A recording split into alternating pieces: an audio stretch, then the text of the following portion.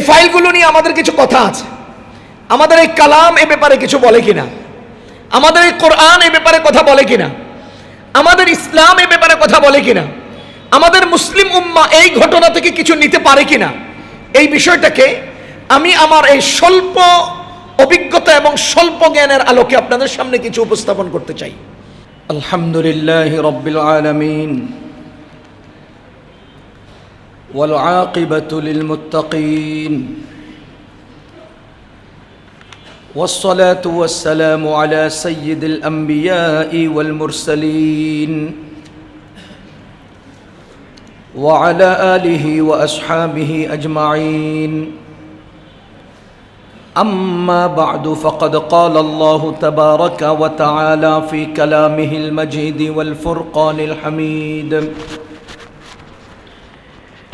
ووضع الكتاب فترى المجرمين مشفقين مما فيه ويقولون يا ويلتنا ما لهذا الكتاب لا يغادر صغيرة ولا كبيرة إلا أحصاها ووجدوا ما عملوا حاضرا ولا يظلم ربك أحدا وقال تعالى وإذا القبور بعثرت علمت نفس ما قدمت وأخرت আলহামদুলিল্লাহ, আল্লাহ রাব্বুল আলামিনের অশেষ মেহেরবানি, যিনি আমাদেরকে দয়া করে মেহেরবানি করে জুমার নামাজ আদায়ের জন্যে মসজিদে আসার তৌফিক দিয়েছেন, জুমা পূর্ববর্তী দ্বীনি জরুরি আলোচনা শোনার জন্যে আগে আগে আসার তৌফিক দিয়েছেন। শুকরিয়া আদায় করে জোরে সোরে বলবো আলহামদুলিল্লাহ। সম্মানিত মুসল্লিয়ানে কেরাম, আজকে কয়েকদিন থেকে আন্তর্জাতিকভাবে একটা বিষয় আমাদের সামনে ঘুরপাক খাচ্ছে, পর্যালোচনা চলছে। সেটা হলো অ্যাপস্টাইন ফাইলস।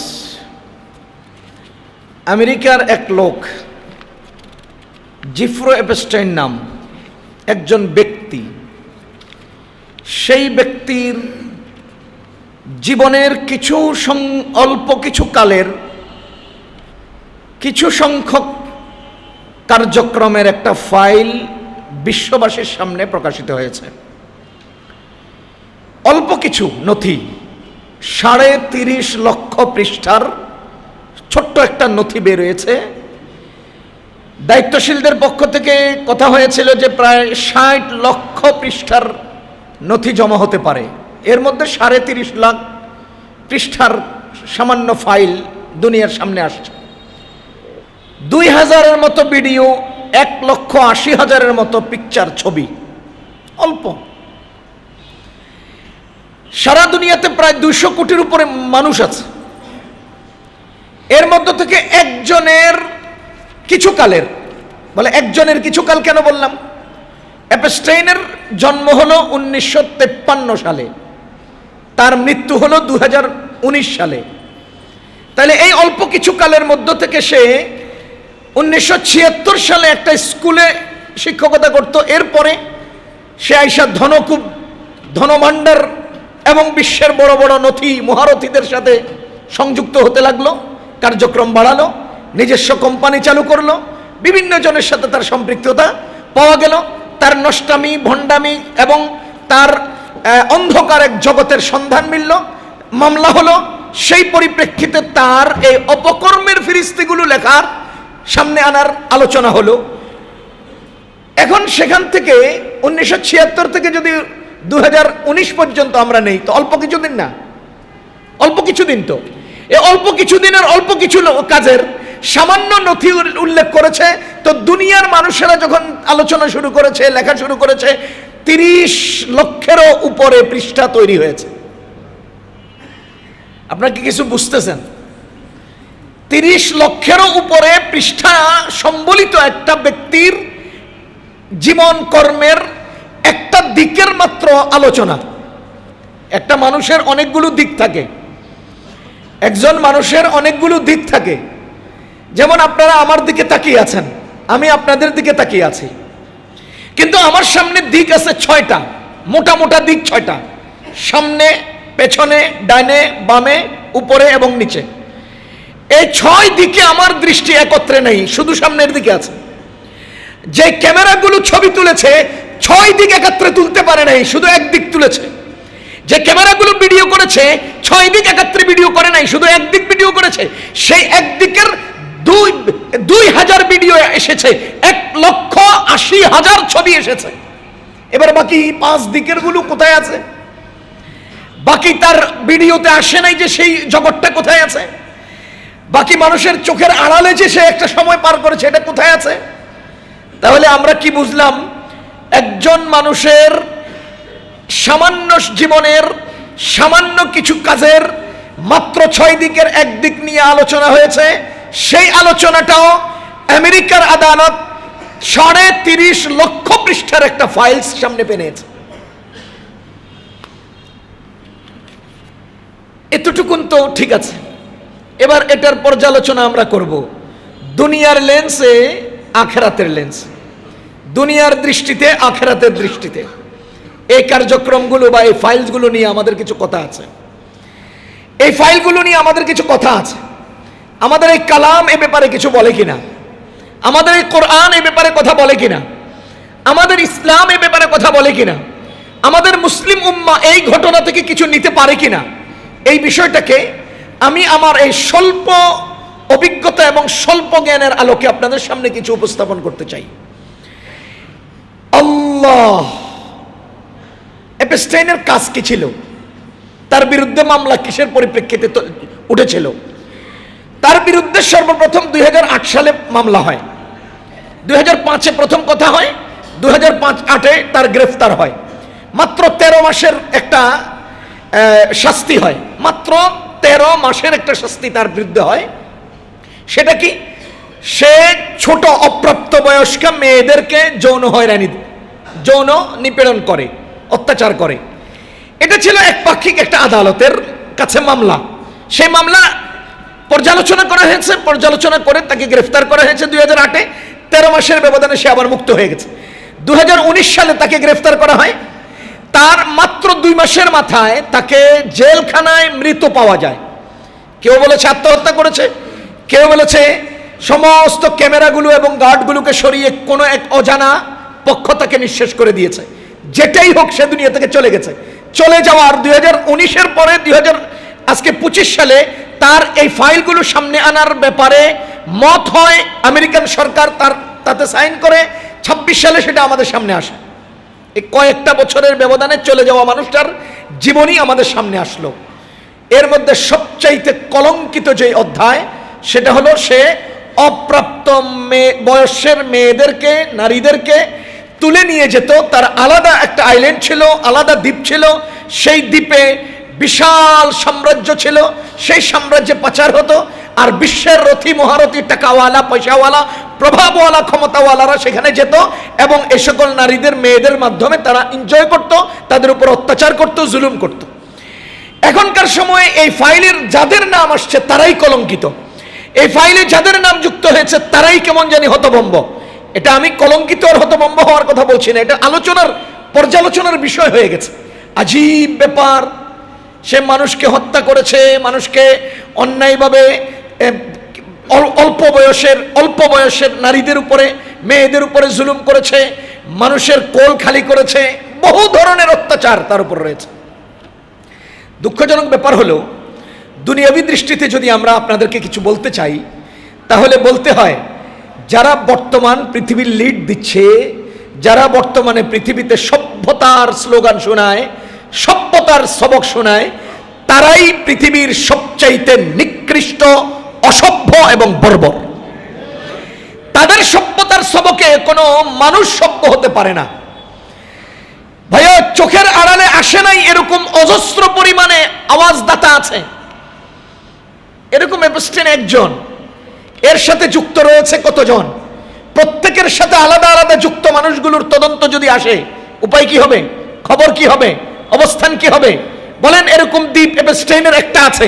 পৃথিবীতে কি এরকম ছোট ছোট দ্বীপ এই কটাই না আরো আছে? এগুলো কি একজনেই নিয়ন্ত্রণ করে না আরো জনে নিয়ন্ত্রণ করে? এ জাতীয় একটা ব্ল্যাকমেইলিং, যেই চোরাচালানি, এটা কি শুধু অ্যাবস্টেইন করেছে না, আরো অনেকে করে, আরো অনেকে করে। তো এগুলো সব আইসা আমাদের সামনে ক্যামেরার সামনে দাঁড়িয়ে সভ্যতার কথা শোনায়, বাংলাদেশের মানুষের ভাগ্যের আওয়াজ শোনায়, ওই ইরাকের মানুষের ভাগ্যের গল্প শোনায়, কাশ্মীরের মানুষের ভাগ্যের কথা শোনায়, আফগানিস্তানের মানুষের ভাগ্যের কথা শোনায়, ফিলিস্তিনের মানুষের ভাগ্যের কথা শোনায়, আরাকানের মুসলমানের ভাগ্যের কথা শোনায়। খোদার কসম, পৃথিবীর কোন সভ্য, ওরা কোন সভ্য মানুষের কাতারে পড়ে না। যদি মানুষ স্বাধীনতা, সার্বভৌমত্ব এবং অধিকার নিয়ে বাঁচতে হয়, একমাত্র আল্লাহ প্রদত্ত নীতির বাহিরে কোন রাস্তা হতে পারে না। এরা আমাদেরকে বাহ্যিক শোনায়, মূলত তারা আমাদেরকে ধ্বংস করার পথ দেখায়। এরা নারী অধিকারের কথা বলে, নারী অধিকারের কথা বলে। এরা 50 বছরের নারীদেরকে রাস্তায় বের করে, অথচ সেই 50 বছরের নারীর মাত্র 8 বছরের মেয়েটাকে তারা দ্বীপে পাচার করে। তারা আমাদেরকে কিসের নারীর অধিকারের কথা বলে? তারা আমাদেরকে কিসের নারীর অধিকারের কথা বলে? এপস্টাইন ফাইল মূলত শুধু একজন এপস্টাইনের বক্তব্য নয়, তার জীবনের আচার কালচার নয়, বরঞ্চ পশ্চিমা সভ্যতার বাস্তব চিত্র বর্তমান পৃথিবীর সামনে উন্মুক্ত হয়েছে। বাস্তব যারা আজকে নারীবাদীর পক্ষে বলে, সভ্যতার পক্ষে বলে, বিশ্ব শান্তির আওয়াজ তোলে, তারাই সর্বপ্রথম অশান্তি এবং অসভ্যতার মূল কারণ। এটাই হলো এই ফাইল থেকে প্রধান আকৃতি, প্রধান সুরত, প্রধান রিপোর্ট, আমাদের শিক্ষা।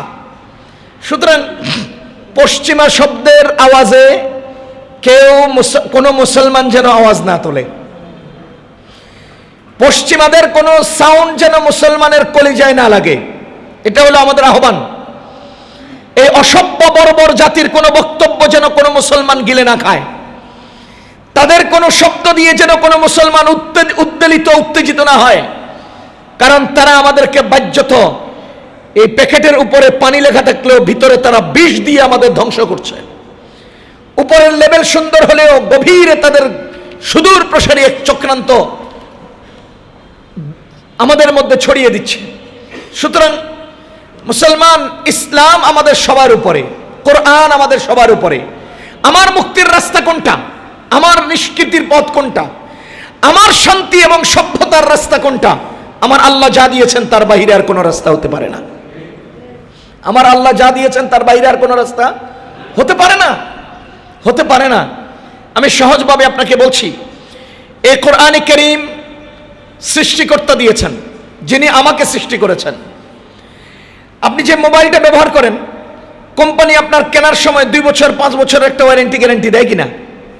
দেয় তো, কিন্তু বিনা শর্তে না শর্ত সাপেক্ষে? বিনা শর্তে না শর্ত সাপেক্ষে। আপনি এটা ব্যবহার করতে হলে পানিতে ডুবতে পারবে না, তাহলে আমরা 2 বছরের গ্যারান্টি দিচ্ছি। আপনার এটা কোনো কিছু থেকে চাপা পড়তে পারবে না, চাপ খেতে পারবে না, 2 বছরের গ্যারান্টি দিচ্ছি। আপনার এটা উঁচু জায়গা থেকে ছিটকে নিচে পড়ে যেতে পারবে না, তাহলে নিরাপদ ব্যবহারের 2 বছরের গ্যারান্টি দিচ্ছি। বলেন, শর্ত সাপেক্ষে এটা নিরাপত্তার গ্যারান্টি দেওয়া হয়। ঠিক তেমনি ভাবে যে কোম্পানি মোবাইল বানালো, সেই কোম্পানি এটা ব্যবহারের নীতিমালা দিল, সেই কোম্পানি সুনিশ্চিত নিরাপদ সময় বেঁধে দিল। আমার আল্লাহ আমাকে বানালেন, সেই আল্লাহ আমাকে এই কোরআন দিয়ে বলেছেন এই নীতি অবলম্বন করবা, তো তোমার পবিত্রতার গ্যারান্টি দেওয়া হলো, জীবনের গ্যারান্টি দেওয়া হলো, পরিচ্ছন্নতার গ্যারান্টি দেওয়া হলো, জীবনের সব জায়গাতে তোমার সর্বোচ্চ মর্যাদার গ্যারান্টি দেওয়া হলো। আর যদি আপনি এরপরে চাপা পড়েন, এরপরে যদি আপনি পানিতে ডুবেন, এর শয়তান যদি আপনার গায়ে পেশাব করে দেয়, বাচ্চা মোবাইলে পেশাব করলে যেমন নষ্ট হয়, এই মানুষের গায়ে যখন শয়তান পেশাব করে, পশ্চিমারা পেশাব করে, সেই পেশাবে যারা আছাড় খায়, তারা এই কোরআনের নিরাপত্তা বেষ্টনী থেকে বেরিয়ে যায়, যদ্দরুন তারা অ্যাক্সিডেন্ট করে, তারা ধ্বংস হয়। এটা আমার আল্লাহ আমাকে বানিয়েছেন, আমার আল্লাহ আমাকে গ্যারান্টি পত্র দিয়েছেন, আমার আল্লাহ আমাকে বানিয়েছেন, আমার আল্লাহ আমাকে নীতি নির্ধারণ করে দিয়েছেন, আমার আল্লাহ আমাকে বানিয়েছেন, আমার আল্লাহ আমার পবিত্রতা, আমার পরিচ্ছন্নতা, আমার জীবনের সবচাইতে নিরাপত্তার আয়োজন করে দিয়েছেন, সেটা আমার আল্লাহ তাআলা দিয়েছেন। সুবহানাল্লাহ বিহামদি। মনে করেন একটা উদাহরণ দিই, একটা উদাহরণ, আমাদেরকে আল্লাহ পর্দার বিধান দিয়েছেন। একটা উদাহরণ, পর্দা। পর্দা আসলে কি জিনিস? পর্দা কি জিনিস? পর্দা কোনো পোশাকের নাম নয়, পর্দা কোনো পোশাকের নাম নয়, কাপড়ের নাম নয়, বোরকার নাম নয়, পর্দা কোনো হেজাবের নাম নয়, পর্দা কোনো চাদরের নাম নয়। পর্দা একটা আল্লাহ প্রদত্ত সুনির্দিষ্ট বেষ্টনীর নাম, একটা বেষ্টনী। বলেন, পর্দা আল্লাহ প্রদত্ত একটা বেষ্টনীর নাম। এই বেষ্টনী আপনি কি বোরকা দিয়ে আদায় করবেন? করতে পারেন। এটা কি আপনি ওয়াল দিয়ে আদায় করবেন? করতে পারেন। এটা আপনি চাদর দিয়ে আদায় করবেন? করতে পারেন। এটা কম্বল আর খেতা দিয়ে আদায় করবেন? করতে পারেন। ওই বেষ্টনীটার নাম হলো পর্দা। এই জন্য বোরকাকে আমরা পর্দা বলি না, চাদরকে পর্দা বলি না। বোরকার আলাদা নাম আছে, চাদরের আলাদা নাম আছে, পর্দা আলাদা জিনিস। পর্দা কেন? পর্দা হলো পবিত্রতা রক্ষা করার একমাত্র উপায়। বলেন তো, পর্দা কেন? পবিত্রতা রক্ষা করার একমাত্র উপায়। আপনাদের শরীরে গোশত আছে কিনা? এই যে আমার হাতের মধ্যে গোশত আছে না, এই গোশতটা অক্ষত আছে, নিরাপদ আছে, পচন ধরে নাই, গলে নাই, পচে নাই। কেন? চামড়ার কারণে। বলেন কেন? একটা আপেল অনেকদিন ধরে টিকে রইল কেন? একটা কলা অনেকদিন ধরে বেঁচে রইল কেন? বলেন, একটা বড়ই পাতলা, এই পাতলা বড়ইটা কেন নষ্ট হলো না? চামড়ার কারণে। বলেন কি কারণে? চামড়ার কারণে। চামড়া খোঁচা দিলে পচন ধরে, চামড়া ছিঁড়ে গেলে পচন ধরে, পানি বের হতে থাকে, এখান থেকে পুষ বের হতে থাকে। খোদার কসম, এই পর্দা হলো নারী আর পুরুষের পবিত্রতা রক্ষা করার অন্যতম মাধ্যম। যেখানেই পর্দা লঙ্ঘন, সেখানেই শয়তানের পচন ধরে। আপনি যতই ইনসাফের কথা বলেন, যতই আপনি যুক্তির কথা বলেন, কোনো যুক্তিতে চলবে না। যিনি তৈরি করেছেন তিনি নিরাপত্তার বিধান ব্যবস্থা করেছেন। পর্দা হলো পবিত্রতা রক্ষার মাধ্যম।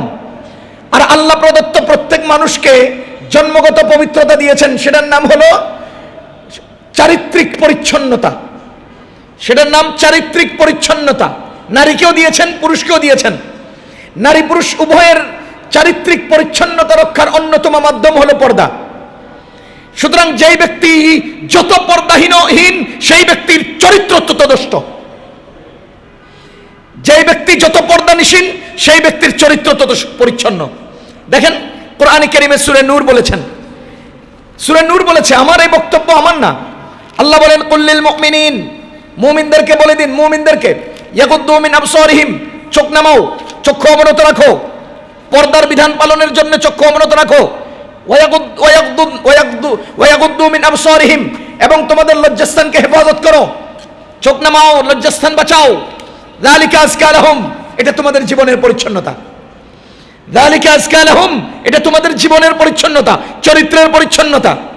ভাই, আমি আপনাকে একটা প্রশ্ন করি, একজন পুরুষ একজন নারীর প্রতি আকৃষ্ট হবে, ইনসাফের কথা, একজন পুরুষ একজন নারীর প্রতি আকৃষ্ট হবে, একজন নারী একজন পুরুষের প্রতি আকৃষ্ট হবে। 24 বছরের ছেলে আর 16 বছরের মেয়ে একটা আরেকটার প্রতি আকৃষ্ট হবে। এটাই যৌক্তিক, এটাই দুনিয়ার নিয়ম। কোন ছেলে যদি বলে না না না, আমি মেয়ে 16, 17, 18 বছরের মেয়ে দেখলে আমার মনের মধ্যে কোনো আকর্ষণ তৈরি হয় না, তো তুমি কি পুরুষ কিনা সন্দেহ আছে। যে ব্যক্তি বলে আমি কোনো নারী দেখলে আকৃষ্ট হই না, সে পুরুষ কিনা সন্দেহ আছে, সে পুরুষ কিনা সন্দেহ আছে। যে নারী বলে আমি কোনো পুরুষের প্রতি আকৃষ্ট হই না, সে নারী কিনা সন্দেহ আছে। কারণ কোরআন বলে আকৃষ্ট হয়, আর হ্যাঁ না আমি পবিত্র, আমি আকৃষ্ট হই না, সমস্যা আছে। এবার আমি আপনাকে জিজ্ঞেস করি, এখানে একটা ছেলে 24 বছরের, এখানে একটা মেয়ে 16 বছরের, 17 বছরের, একটা ছেলে একটা মেয়ের দিকে আকৃষ্ট হওয়ার দরকার আছে না? আকৃষ্ট হওয়ার কথা না? কিন্তু এই ছেলেটা এই মেয়েটার দিকে আকৃষ্ট হচ্ছে না কেন? এই মেয়েটাই এই ছেলেটার দিকে আকৃষ্ট হচ্ছে না কেন? একই ছাদের নিচে থাকে, একই ঘরে বসবাস করে, ওই ছেলে মেয়েটার দিকে আকৃষ্ট হয় না কেন? ভাইও, দুনিয়াতে শরীরের রক্তের গ্রুপ মাপার যন্ত্র আছে, কিন্তু ছেলে এবং মেয়ের মাঝখানে এক অদৃশ্য পরিচয় লুকিয়ে আছে। সেই লুকিয়ে থাকা পরিচয় মাপার যন্ত্র নাই। এই ছেলে মেয়ের দিকে আকৃষ্ট হয় না কারণ ছেলেটা ভাই, মেয়েটা বোন, কারণ ছেলেটা চাচা, মেয়েটা ভাতিজি, এই ছেলেটা মামা, মেয়েটা ভাগ্নি। এই দুজনের মাঝখানে যে অদৃশ্য শক্তি আছে, অদৃশ্য পরিচয় লুকিয়ে আছে, এটা মাপার যন্ত্র পৃথিবীতে কোথাও নাই। কিন্তু ছেলের রক্তের গ্রুপ আর মেয়ের রক্তের গ্রুপ মাপার যন্ত্র আছে। খোদার কসম, এই কোরআনের কারণেই মাঝখানের যে একটা অদৃশ্য পরিচয়, এই পরিচয়টার কারণে ছেলেটা মেয়েটার দিকে আকৃষ্ট হচ্ছে না। যেই দেশে কোরআন নাই, ইসলাম নাই, দ্বীন নাই, আমাদের ঈমান নাই, সেই দেশের ছেলেরা মেয়েরা কোনো ভেদাভেদ নাই, ভাইয়ের দ্বারা বোন আক্রান্ত হয়, ইভেন বাপের দ্বারা মেয়ে আক্রান্ত হয়। আমার ইসলাম আমাকে এই পরিচ্ছন্নতা দিয়েছে, আর কেউ দেয় নাই। সুতরাং আল্লাহর বান্দাগণ, ইসলামের দেওয়া আল্লাহর দেওয়া নীতির বাহিরে যাওয়ার কোনো সুযোগ নাই। সে যত সুন্দর আলোচনাই করুক না কেন, সে যত সুন্দর স্লোগান আমাকে শোনাক না কেন, আমি নাম ধরে বললে এখন আপনারা বলবেন নাম ধরেন কেন? উদাহরণস্বরূপ আল্লাহ ফেরাউনের নাম ধরতে পারলে আমার ধরলে সমস্যা কি? এরপরে আমি ধরবো না, আপনারা এবার কয়ে নেবেন কেন ধরলেন। যাহা হোক, আমি শুধু জেনারেল বলছি, কারো কোনো মুখরোচক ওয়াদা, মুখরোচক বক্তব্য, নারীবাদীদেরকে ময়দানে নামাতে হবে, তাদেরকে আর ঘরে রাখা যাবে না, আল্লাহর নীতির বাহিরে যেই কথা বলবে সেটাই মুসলমানের জন্য অগ্রাহ্য, অগ্রহণযোগ্য, এটা নেওয়া যাবে না। সহজ কথা। এবার আপনি আপনারটা বুঝে নেন। ইসলাম এবং কোরআনের সুন্নাহর বাহিরে কোনো ওয়াদা গ্রহণ করা হবে না। তিনি যত বড় মুসলমান নাম ধারণ করুক, তিনি পাগড়ি পরিধান করে মসজিদের খতিব সাহেবের মিম্বরে বসিয়েও যদি ওয়াদা করে, কোরআনের বর্ণনার বাহিরে ওয়াদা চলবে না। কথা বুঝতেছেন ভাই? দ্বিতীয় নম্বর, এই যে এপস্টাইন ফাইল আমাদের সামনে আসলো, এরকম ফাইল কি শুধু এপস্টাইনের একার না আমাদের প্রত্যেকের আছে? সবাই বলেন না তার একার না, আমাদেরও আছে। তা আমাদের ফাইলগুলো কই? আমাদের ফাইলগুলো কোথায়? আমাদের ফাইলগুলো কোথায়? পৃথিবীর কোনো ক্যামেরা আমাকে ধারণ করে না, এজন্য মনে করছি আমার কোনো ফাইল নাই। 1,80,000 ছবি তুলেছে এপস্টাইনের কেন্দ্র করে। ওই 1,80,000 ছবি না ভাই, আমার এই আধা ঘন্টার জুমার বয়ানকে কেন্দ্র করে যদি কেউ ছবি তুলতে চায়, তাহলে এই অ্যাঙ্গেল থেকে, ওই অ্যাঙ্গেল থেকে, এই অ্যাঙ্গেল থেকে, প্রত্যেকটা অ্যাঙ্গেল থেকে যদি 50টা ক্যামেরা একত্রে আমার দিকে তাকায়, তো প্রতিটি মুহূর্তে আমার 50টা করে ছবি উঠতে পারে। আমি যে এদিক তাকাইলাম, ঠিক এ পাশের ক্যামেরা আমাকে এদিকে দেখবে, এ পাশের ক্যামেরা এদিকে দেখবে, এ পাশের ক্যামেরা কোন উচ্চে দেখবে, এ পাশের ক্যামেরা, মানে 50টা ক্যামেরা দিয়ে যদি আমারে ঘিরে ফেলে, তাহলে আমার প্রতিটি হরকত, প্রতিটি নড়াচড়া, প্রতিটি কদম, প্রতিটি পদক্ষেপ, প্রতিটি মুহূর্তে 50টা করে ক্লিক দিতে পারে, ছবি তুলতে পারে। বলেন আমার আধা ঘন্টার মাত্র সময় থেকে কত লক্ষ ছবি তোলা সম্ভব? যেই মালিক আমাকে সৃষ্টি করেছেন সেই মালিকের সামনে আমার এই ফাইলগুলো জমা হচ্ছে কিনা? সবাই বলেন জমা হচ্ছে কিনা?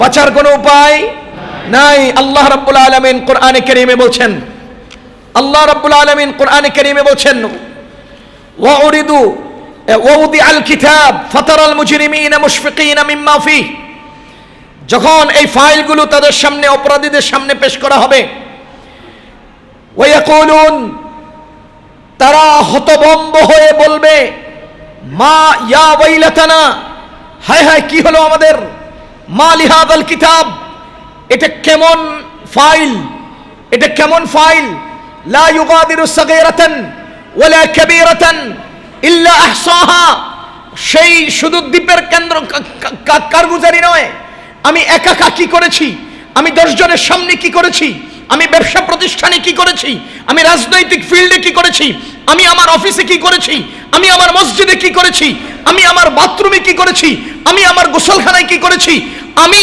আমার পাকঘরে বেডরুমে কি করেছি, লা ইউগাদিরু সাগীরাতান ওয়ালা কাবীরাতান ইল্লা আহসাহা, আমার জিন্দেগীর প্রতিটি কদম কদম, প্রতিটি কর্ম, প্রতিটি পদক্ষেপ ওই ফাইলের মধ্যে উপস্থিত থাকবে।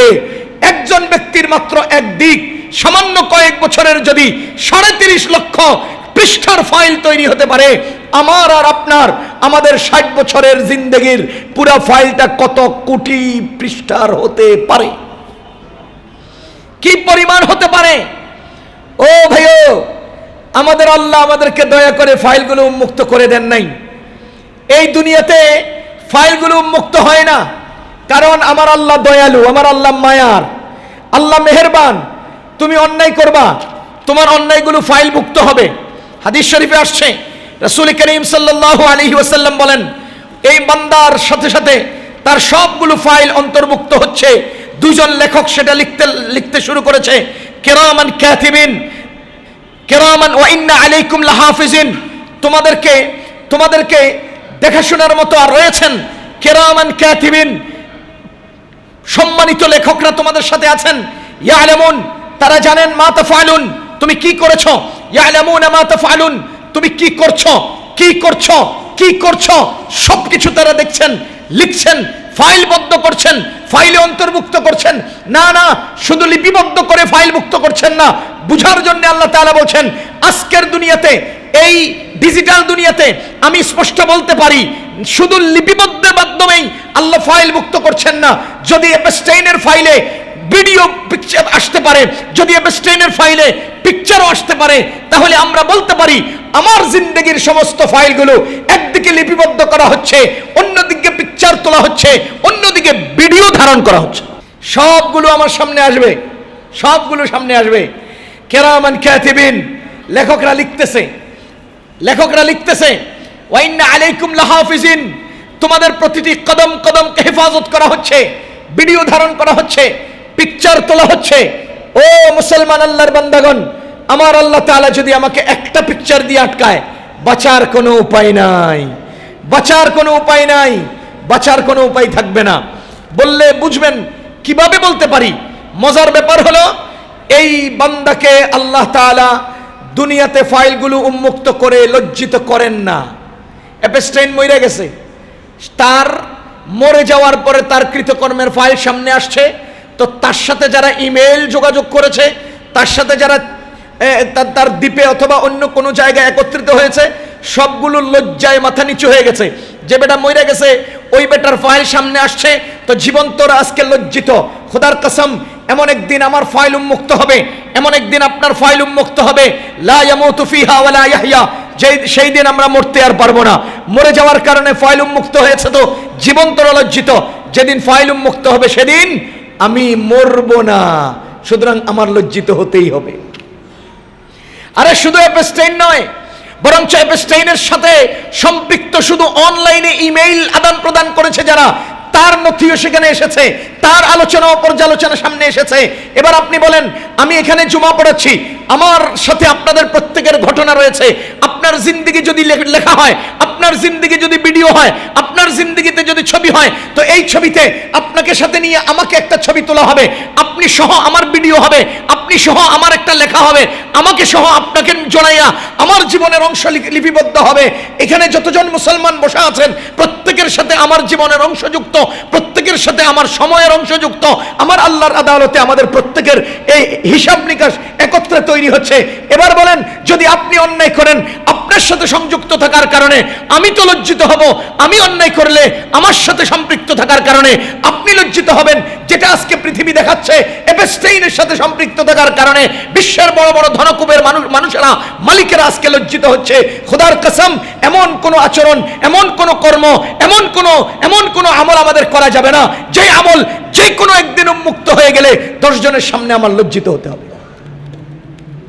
এমন কাজ করা যাবে না, এমন কাজ করা যাবে না। আপনারা জেনে থাকবেন বাংলাদেশের একজন আলেম মাওলানা মুশতাকুন নবী সাহেব, ওই যে হোলি আর্টিজানের যে ঘটনা হয়েছিল গুলশানে, সেই সময়ে মাওলানা মুশতাকুন নবী সাহেবকে গ্রেফতার করা হয়েছে। উনি জেলখানায় ছিলেন। আমরা জিজ্ঞেস করলাম যে আপনাকে কি ইস্যু দিয়ে গ্রেফতার করা হয়েছিল? ওনারা গ্রেফতার করা হয়েছিল হোলি আর্টিজানের সাথে যুক্ত কোনো একজন লোক মুশতাকুন নবীর বয়ান শুনে, ওনার বয়ান শুনে এই লোকটা দ্বীনের পথে অথবা ভালোর দিকে এসেছে। এই লোকের বয়ান শুনে তুই কেন ভালো হইলি, এই জন্য ওই লোকরা সব গ্রেফতার করছে। আমি মিরপুর এক জায়গায় বয়ানে গেলাম, তখনকার সময়ের কথা। তো ঢাকা ইউনিভার্সিটিতে পড়ে এমন 2-3 জন আসছে, আমার সাথে খুব মহব্বতের সম্পর্ক, কথাবার্তা বলছে। পরে আমারে কয়, হুজুর আপনার সাথে একটা ছবি তুলি। আমি কই, না না ভাই, ক্ষমাও চাই, মাফও চাই, পানাও চাই। কারণ মুশতাকুন নবীর ওয়াজ শুই না অনলাইনে এক বেটা হোলি আর্টিজানের ঘটনা ঘটাইছে, এই জন্য মুশতাকুন নবী জেল খেয়েছে। মানে আপনি যদি কোনো অঘটন ঘটান আর আপনার ছবির সাথে যদি আমার ছবি দেখে, তাহলে আমার যদি বিপদ হয়, মিলান, হিসাব মিলান। যদি আপনার সাথে আমার কোনো যুক্তি থাকে, আপনি যেভাবে অপরাধী আমিও সেভাবে অপরাধী। ওই যেমন গত 16 বছরের আওয়ামী লীগের ব্যক্তিরা, তৃণমূলের নেতারা বড় মূলের নেতার সাথে ছবি তুইলা এই ছবি দিয়ে বিক্রি করে করে সমাজে নেতাগিরি করছে। আমার সাথে বড় সাহেবের সম্পর্ক, দেখ ছবি আছে। ছবি দিয়ে যেরকম প্রভাব বিস্তার করা যায়, ছবির কারণে মানুষ অপরাধীও সাব্যস্ত হয়। ছবি দিয়ে যেমন ছবি বিক্রি করে প্রভাব তৈরি করা যায়, ঠিক একই অপরাধীও হওয়া যায়। সুতরাং জীবন চলার পথে কার সাথে চললাম, কোন ঘটনার সাথে যুক্ত হলাম, কোন পরিবেশে পা রাখলাম, কোন কাজের মধ্যে নিজেকে যুক্ত করলাম, সব কিছুর কদম হিসাব করতে হবে। তা না হলে আজকে এপস্টাইনের ফাইল এসেছে বলে বিশ্বের বড় বড় নেতারা, সাম্রাজ্যবাদীরা, সম্মানের মানুষেরা মাথা হিট হয়েছে, নিচু হয়েছে। একদিন আমারও হবে, আপনারও হবে, সবাই ধরা পড়ে যাব। লা ইয়ামুতু ফিহা ওয়ালা ইয়াহইয়া। সেই দিন আর বাঁচার পথ থাকবে না, মরারও কোনো রাস্তা থাকবে না। এজন্য মুসলমান আমাদেরকে অবশ্যই হিসাব করে চলতে হবে। ওয়াদি আল কিতাব, আমার আল্লাহ বলেন সেই দিন তোমার সামনে তোমার আমল নামাজ চলে আসবে। লা ইউগাদিরু সগীরাতান ওয়ালা কাবীরাতান ইল্লা আহসাহা। যে কিতাবের মধ্যে ক্ষুদ্র থেকে ক্ষুদ্র, বড় থেকে বড় সব কিছু উপস্থিত থাকবে। আমার আল্লাহ বলেন ওয়া ইযাল কুবুর বু'থিরাত। যেই দিন দুনিয়ার সবগুলো কবর ভেঙে চুরমার করা হবে। আলিমাত নাফসুম মা কদ্দামাত ওয়া আখারাত। বান্দা তখন জানতে পারবে কি রেখে আসছে, কি সাথে সঙ্গে নিয়ে আসছে। আমার আল্লাহ বলেন ইদা জুলজিলাতিল আরদু জিলজালাহা। যখন নাকি পৃথিবীটা ধ্বংস হবে, ইয়াউমা ইযিন ইয়াসদুরুন নাসু আশতাতা। সেই দিন মানুষ দলে দলে দলে দলে হাসরের মাঠে উপস্থিত হবে। লিউরাউ আমালাহুম। কেন তারা সেখানে উপস্থিত হবে? এই যে দুনিয়ার কদম কদম কি কি সে করেছে সবগুলো সেখানে নিজের হাতে দেখতে পাবে। ফামাইয়ামাল মিসকালা যাররাতিন, ফামাইয়ামাল মিসকালা যাররাতিন। যাররাতুন বলা হয় জুজউন লা ইয়াতাজাজ্জা, এমন ক্ষুদ্রাংশ যাকে আর ক্ষুদ্র করা যায় না। আমরা মাঝে মধ্যে দেখবেন বিন্দু বলি, বিন্দু বলা হয় একটা কাগজকে এভাবে কাটার পর সর্বনিম্নাংশ পৃথিবীর কোনো যন্ত্র দিয়ে যা আর কাটা যায় না, এত ক্ষুদ্রাংশকে বলে বিন্দু। আমার আল্লাহ বলেন ফামাইয়ামাল মিসকালা যাররাতিন। এই যাররা পরিমাণ যেই ব্যক্তি কোনো ভালো কাজ করবে, ইয়ারাহু, সেই ব্যক্তি সেটাও দেখতে পাবে। ওয়ামাইয়ামাল মিসকালা যাররাতিন খায়রা। যে ব্যক্তি কল্যাণকর ভালো কোনো কাজ করবে, ইয়ারাহু, সে সেই আমলটাও দেখতে পাবে। ও মুসলমান, কিয়ামতের ময়দানে আমার আল্লাহ রাব্বুল আলামিন যেই মুখ আমাকে আজকে কথা বলার শক্তি দিয়েছেন, সেই মুখটাকে বন্ধ করে দিবে। আল ইয়াউমা নাখতিমু আলা আফওয়াহিহিম। ওই ব্যক্তির মুখটাকে বন্ধ করে দেওয়া হবে। তুকাল্লিমুনা আইদিহিম। তখন হাত কথা বলবেন, তাশহাদু আরজুলুহুম, পা কথা বলবে, বিমা কানু ইয়াকসিবুন। সে জীবনে কি কি কাজ করেছে, কোন দিকে পা বাড়াচ্ছি, পা কথা বলবে, কোন দিকে হাত বাড়াচ্ছি, হাত কথা বলবে, কোন দিকে চোখ বাড়াচ্ছি, চোখ কথা বলবে। ওয়াকালু লিজুলুদিহিম লিমা শাহিদতুম আলাইনা। যখন চামড়াকে জিজ্ঞেস করা হবে, ও চামড়া তুই আমার বিরুদ্ধে কেন সাক্ষী হলি? কালু আনতাকানাল্লাহুল্লাযী আনতাকা কুল্লা শাই। কেউ কথা বলতে পারে না, যাকে আল্লাহ বলার শক্তি দেন সেই বলে। আজকে আমারে আল্লাহ বলার শক্তি দিয়েছেন বলে আমি বলছি। আমার চামড়া আমার বিরুদ্ধে কথা বলবে, আমার হাত আমার বিরুদ্ধে চলে যাবে, পা আমার বিরুদ্ধে চলে যাবে। আল্লাহু আকবার। আজকের জীবনের প্রতিটি কর্ম আমার হাসরের ময়দানে হাতে নাতে বুঝে নিতে হবে। মনে করেন দুনিয়াতে আমি অন্যায় করতে পা দিয়ে এগিয়ে যাচ্ছি, আমি অন্যায় করার জন্য হাত ব্যবহার করেছি, অন্যায়তে আমি আমার চোখ ব্যবহার করেছি, অন্যায়তে আমি আমার কান ব্যবহার করেছি। ঘটনার চক্রে আমি ওখান থেকে চলে আসার পরে কোনো একটা কারণবশত আমাকে ধরা হলো, ধরে জিজ্ঞেস করা হলো, তুমি কি অমুক জায়গায় গিয়েছিলে? আচ্ছা বলেন তো, গিয়েছিল কে? মানে যাওয়ার কাজে ব্যবহার হয়েছে কি? পা। তুমি কি এই জিনিসটা ধরেছিলে? ধরার কাজে ব্যবহার হয়েছিল কি? হাত। এবার সে মুখ দিয়ে বলে না, সে মুখে কি বলে? না না না না, যাই নেই। তার মানে পা গিয়েছিল না মুখ গিয়েছিল? পা। তাইলে মুখে ওকালতি কার পক্ষে করে? পায়ের। ধরেছিল কে? হাত। মুখে না বলছে কার পক্ষ হয়ে? হাতের। মুখ তো যায় নাই, মুখ তো হাঁটছিল তো পায়। এখন গিয়েছ কিনা জিজ্ঞেস করছে, মুখে পায়ের হয়ে বলে না না না, যাই নেই। ধরেছিল তো হাতে, মুখে হাতের হয়ে বলছে না, ধরি নেই। এবার আল্লাহ বলেন কিয়ামতের মাঠে তুই ওই মুখ দিয়ে ধরি নেই বা যাই নেই বলবি? বন্ধ করে দিলাম, মুখে কথা আর কইতো না। স্টেপলার মাইরে দিলাম, আরে সুপার ব্লু লাগাই দিলাম, কষ্টে আটকায় দিলাম, মুখ আর কথা বলবে না। এবার হাত ধরছিল কে? তুকাল্লিমুনা আইদিহিম। হাতেই বলতে থাকবে তোমার হাত কি করেছিল। তাশহাদু আরজুলুহুম, পায়ে বলতে থাকবে পা কি করেছিল। সেদিন আর মুখে পায়ের পক্ষে ওকালতি করার সুযোগ পাবে না ভাই, সেদিন আর মুখে ওকালতি করার সুযোগ পাবে না। এক এপস্টাইনের ফাইল আমাদেরকে আমলনামার কথা যদি মনে করিয়ে না দেয়, তাহলে আমি কিসের ইমানদার হলাম? আমার কিয়ামতের ময়দানের আমলনামার কথা যদি এপস্টাইন ফাইলস আমাকে মনে করিয়ে না দেয়, তো কিসের মুসলমান হলাম? কোরআন দিয়ে আমি আর কি বুঝতে পারলাম? খোদার কসম, দুনিয়ার এপস্টাইনের ফাইল পৃথিবীর মহারথীদের মাথা নিচু করেছে, হাসরের ময়দানের আমলনামা আমার আপনার আমাদের মাথা নিচু করবে। সেই দিন আমি একা থাকবো? আজকে তো পৃথিবীতে 200 কোটি মানুষ, এর মধ্যে বহু মানুষ অনলাইন চালায় না, হেরা এই ব্যাপারে জানেও না। আমি ইমাম সাহেব হুজুর রুমে বললাম যে আজকে এপস্টাইন নিয়ে কথা বলবো, কোরআনে এই ব্যাপারে কি কথা আছে এটা বলবো। একজনে জিজ্ঞেস করে, হুজুর এপস্টাইন কি? এই শব্দ তো জীবনে শুনি নাই। তো শুনে নাই যে এরকম লোক দুনিয়াতে আছে না নাই? 200 কোটি মানুষের মধ্যে শুনে নাই অন্তত 150 কোটি, মাত্র 50 কোটি মানুষে জেনেছে। সেই 150 কোটি মানুষও জানে না।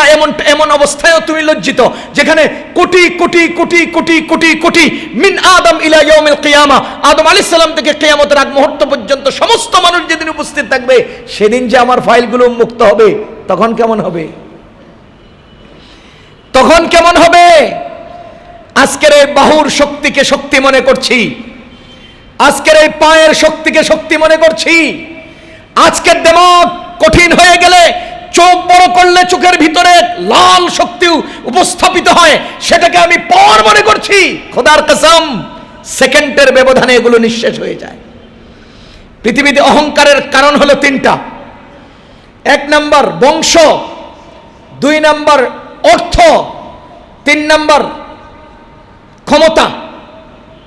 ও ভাই, 1 নাম্বার শরীরের সৌন্দর্য স্বাস্থ্য, 2 নাম্বার হলো টাকা অর্থ, 3 নাম্বার হলো ক্ষমতা। বলেন কয়টা জিনিস দিয়ে মানুষ অহংকার করে? 3টা। 2 দিন একাত্রে পাতলা পায়খানা হইলে তোমার শরীর কই যাব? 2 দিনও লাগবো না। কথা কন? সামান্য একটা অঘটন যদি তৈরি হয়, তোমার মতো কোটি কোটি টাকার মালিকের কপালে জুতা পিটানোর জন্য মানুষ এলাকার মধ্যে তৈরি হবে, তোমার ইজ্জত কোথায় যাবে? আর 5 আগস্ট একটা তৈরি হলে তোমাদের পুরো গোষ্ঠী শুদ্ধ ক্ষমতা হারাইয়া যাবা। কোথায় যাবা? 5 আগস্টে ক্ষমতা দূর হয়, 1 অঘটনে অর্থ নষ্ট হয়, 1 দিনের পাতলা পায়খানায় শক্তি শেষ হয়, স্বাস্থ্য শেষ হয়। সুতরাং এগুলো দিয়ে প্রভাব বিস্তার করার চেষ্টা করা বোকামি ছাড়া আর কিছু নয়। আমার আল্লাহ দান করেন, কেউ প্রাপ্ত হয় না। ভাইও, আল্লাহ দান করেন, বলেন তো কি?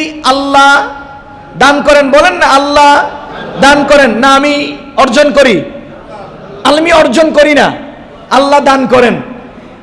আয়াবতাগুনা ইনদাহুমুল ইজ্জাহ, আল্লাহ বলেন তোমরা কি তাদের কাছে ইজ্জত চাচ্ছ? ফা ইন্নাল ইজ্জাতা লিল্লাহি জামিআ। আরে ইজ্জতের একক মালিক হলেন কে? আল্লাহ। ইজ্জতের একক মালিক কে? আল্লাহ। সুতরাং কারো কাছ থেকে ইজ্জত পাওয়া যাবে না, ইজ্জত দান করেন আল্লাহ। ওয়া মিম্মা রাযাকনাহুম ইউনফিকুন, রিজিক দান করি আমি, আল্লাহ রিজিক দান করেন, আল্লাহ ইজ্জত দান করেন, আল্লাহ বাঁচিয়ে রেখেছেন, আল্লাহ ক্ষমতা দান করেন। তুইজ্জু মান তাশা, ইজ্জত দেন আল্লাহ। তুতিল মুলকা মান তাশা, ক্ষমতা দান করেন আল্লাহ। ইন্নাল আরদা লিল্লাহ, জমিনের মালিক আল্লাহ। ইউরিসুহা মান ইয়াশা, যাকে যতদিন আল্লাহ চান ওয়ারিস বানান, মালিক কারোরে বানান না। জমিনের মালিক কোনো বান্দা হতে পারে না, জমিনের প্রকৃত মালিক হলেন কে? আল্লাহ। যদি মালিক বান্দা যদি মালিক হইতো, তাহলে পদ্মা নদীর তীরে কোন নদীর কুল ভাঙ্গার সুযোগ হতো না, কোন নদীর কিনারা ভেঙে যেত না। কেন? আমি মালিক, আমারটা ভাঙবে কেন? কিন্তু যিনি মালিক তিনি ভেঙে লাইতেছে, যে লোকে বসবাস করছে সেই লোক হা করে চেয়ে থাকা ছাড়া কোনো উপায় নেই। এজন্য ভাইও, দুনিয়ার বুকে আমরা এমনভাবে চলবো যাতে করে জেহেনের মধ্যে এটা থাকে যে আমার চারিদিক থেকে কিন্তু ক্যামেরা ফিটিং করা আছে। 1,80,000 এপস্টাইন ছবি যদি সামনে আসে, আমার কয়েক কোটি ছবি উঠানোর মতো এক মহাশক্তি পেছন থেকে ক্যামেরা ফিটিং করে রাখছে। আমি 2015 সালে জাপানে তারাবি পড়াইতে গিয়েছিলাম, জাপানের টোকিওতে। নিশিনিপুরি একটা জায়গা আছে, ওখানে একটা মসজিদ করেছে আমাদের বাংলাদেশি কমিউনিটি, মদিনা মসজিদ। আমি যখন গিয়েছিলাম তখন ভাড়ায় ছিল, এখন আলহামদুলিল্লাহ আমাদের প্রচেষ্টায় সেটা নিজস্ব জায়গার উপরে প্রতিষ্ঠিত হয়েছে। সেই মসজিদের তারাবির উদ্দেশ্যে যাওয়ার পরে আরমান ভাই নামক এক ভাই ছিলেন, 14 গ্রামের দিকে বাড়ি। ওখানে আবার ব্যাংকিং সিস্টেম হলো পোস্ট ব্যাংক, পোস্ট অফিসের একটা ব্যাংকিং সিস্টেম আছে। আমার কয়, হুজুর চলেন আজকে আমাদের পোস্ট ব্যাংকের টাকা দিবে, অনেক বাঙালি একাত্র হবে, দেখা হবে, চলেন। গেছি, বাহিরে দাঁড়ায় কথা বলতেছি, আমার আরমান ভাই চোখ দিয়ে ভাবে ইশারা, দেখো ওয়ালের মধ্যে দেখেন ছোট্ট একটা মার্বল লাগানো আছে। হ্যাঁ, কয় এটা হইলো ক্যামেরা ক্যামেরা, কেউ বুঝার কায়দা নাই, এই ছোট্ট কালো কি জানি একটা। পরে উনি শুনালেন যে আমি এক বাঙালির সাথে একবার কোনো এক প্রসঙ্গে ঝগড়া হয়েছিল, তো প্রত্যেকটা পিলারের সাথে তো এদের আবার ইয়া দেওয়া থাকে, ফোন দেওয়া আছে, খবর দিছে, চলে আসছে পুলিশ, আমারে নিয়ে গেছে, নিয়ে আমাদেরকে মিলিয়ে দিছে। 2 বছর পরে আমাকে আবার থানা ডাকছে, ডেকে বলতেছে বেটা গত 2 বছর তুমি কি কি করছো, সব নথি আমরা রেডি করছি, সব নথি রেডি করছি। তার মানে প্রত্যেকটা কদম যদি পৃথিবীর একজন মানুষ নিয়ন্ত্রণ করতে পারে, সে তো মাখলুক, সে তো সৃষ্টি, আর সৃষ্টিকর্তা কি পরিমাণ নিয়ন্ত্রণ করে। মুরাদনগরের জালাল ভাই, তারাবির নামাজ শেষ হয়েছে 12:30টায়, আমি জালাল ভাইয়ের সাথে বসে মসজিদে গল্প করতেছি, এমন টাইমে টেলিফোন আসছে। উনি ফোন ধরছেন, পরে বলতেছে তোর সাইকেল কই? আমার সাইকেল তো আমার সাথে। ওনার আবার 2টা সাইকেল ছিল, একটা হলো চিকন চাক্কার ওই বেল ইয়াগুলো, আর একটা হলো সাধারণ আমাদের দেশে যেগুলো চলে। উনি সিঁড়ির নিচে এটা রাইখা কথা বলতেছি, পট করে বলতেছে তোর সাইকেল কই? আমার সাইকেল তো আমার সাথে আছে। কয় না দেখ, বাসায় ফোন দিছে, কয় সিঁড়ির নিচে সাইকেল নাই, চলে নিয়ে গেছে। প্রায় 7-8 কিলোমিটার দূরে যাওয়ার পরে পুলিশে ধরছে, ধরে কয় তোর সাইকেল এটা কার? সাইকেলটা কার তো হতে পারে নাই, চোরে তো আর জানে না। সাইকেলের গায়ে ছোট্ট একটা কোড নাম্বার আছে, ওই কোডের মধ্যে সার্চ করছে, সাথে সাথে এটার মালিকের নাম, ফোন নাম্বার, কোন এলাকায় থাকে, কি অবস্থা সব বেরিয়ে আসছে। ওখান থেকে নাম্বার নিয়ে মালিকরে ফোন দিছে, জালাল তোর সাইকেল আমরা রাখছি, সকালে এসে লয়ে যাস। যদি পৃথিবীর মানুষ তার একটা পণ্যের মধ্যে মাত্র বাইসাইকেল, ছোট্ট একটা জিনিস, এর মধ্যে এমন কোড দিয়ে নিয়ন্ত্রণ করতে পারে, মালিক কি পরিমাণ পারেন? বলেন মালিক কি পরিমাণ পারেন? এজন্য ভাই সবাইকে অনুরোধ করছি, আমার সামনের মুসল্লি সামান্য কয়েকজন, নামাজে আসেন সামান্য কয়েকজন, আসেন না বেশি পরিমাণ মুসলমান, সবাইকে অনুরোধ করছি আল্লাহর ওয়াস্তে আমার সাইডে, পেছনে, সামনে, উপরে, নিচে, চতুর্দিক থেকে আমার রব সম্মানিত ক্যামেরাম্যান লাগায় রাখছে। আমার খেয়াল করতে হবে, যেই দিন আমার আমলনামা আমার সামনে আসবে, যেই দিন আমার এই ফাইল সামনে উপস্থিত হবে, সেই দিন লজ্জিত হওয়া ছাড়া আর কোনো উপায় থাকবে না। এজন্য এপস্টেন ফাইল থেকে আমাদের শিক্ষা নিতে হবে যে একদিন এরকম ফাইল আমাদেরও সামনে চলে আসবে। এইভাবেই ফাইল তৈরি হচ্ছে প্রতিদিন, প্রতিনিয়ত। আল্লাহ রাব্বুল আলামিন আমাদেরকে কথাগুলো বুঝার তৌফিক দান করুন। আল্লাহ তাআলা আমাদের সবাইকে সব ধরনের বলা মুসিবত থেকে হেফাজত করুন।